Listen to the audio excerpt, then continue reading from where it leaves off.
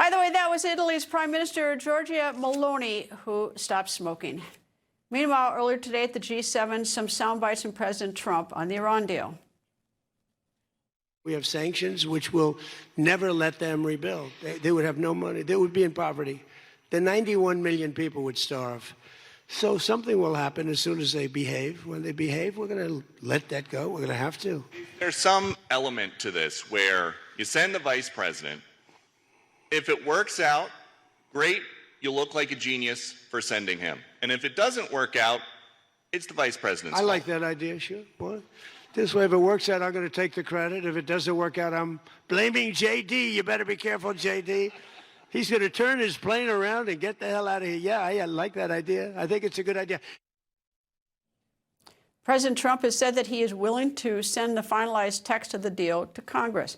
Pennsylvania Republican member of the Senate Foreign Relations Committee and a combat veteran who served in the 82nd Airborne Division during the First Gulf War and was awarded the Bronze Star. Senator Dave McCormick joins me. Nice to talk to you, sir. Hey, good afternoon. How are you? I'm very well. All right. Well, I'm sure you have some thoughts on this. Is just a memorandum of understanding, devil's in the details, but everyone's talking about it. So your thoughts so far? Well, I'll separate two things. I think the military campaign that led up to this moment, I think we've done a masterful job of damaging significantly their military capability, putting economic pressure on them. I applaud the president for getting them to the negotiating table. And I don't think that would have happened without his leadership. The MOU, I'm just digesting. I'm not entirely sure I've seen the final version, but I've got a number of questions about it.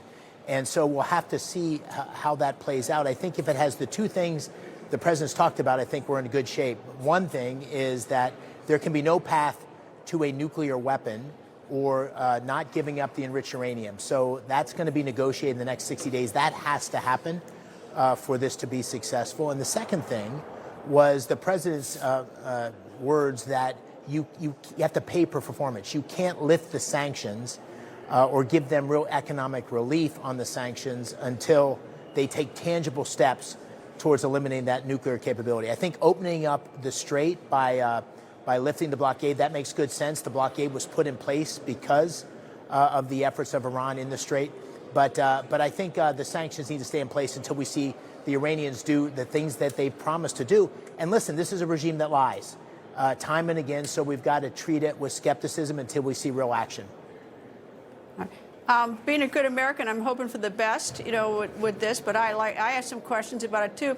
But the two things that seem to be missing from it that I wonder about is what about our good friends, the allies, the Israelis? Because there's no, who knows what what Iran is going to do. They already supply the Houthis, Hamas, and Hezbollah. I've walked those tunnels between Hezbollah and Lebanon. It's really wicked. And then the other thing is that in early January, there were those protests, and a lot of people were gunned down. The numbers 5,000 to 20,000. I don't know the number. Did we promise the protesters anything? Well, listen, I think there's been no stronger ally to Israel than the United States. We've fought side by side. The Israeli military has performed masterfully, and I think the people that I know in Israel and the friends I have applaud the leadership of President Trump. I don't think there's been a stronger friend to Israel. But the United States really needed to negotiate this next step in terms of the resolution of this conflict, and I think the president was wise to lead the way on that. And America's going to stand strong, and I'm confident the president's going to be a strong voice and ultimately is going to accomplish the goals he said one way or the other. And I think keeping the pressure on Iran is absolutely critical to do that. And in terms of the protesters in Iran, the best thing we can possibly do is continue to put pressure on the Iranian regime. The Persian people, it's a great society, a great culture that's been run by radicals for 50 years. We've taken out 3 layers of radicals. We now have what appears to be a real negotiation underway, and the best path to prosperity is hopefully a resolution of this MOU and a peace deal that Iran gives up their nuclear weapons. We'll have to see. And it's always better. Look, I think it's always good, even if the memorandum of understanding is not meeting everybody's expectations. I think it's a good idea that we're talking because we got 60 days to try to work things out. and hopefully any of the disagreements can be, and that they'll keep their word. But nobody trusts them. Anyway, Senator Dave McCormick, thank you, sir. Couldn't agree more.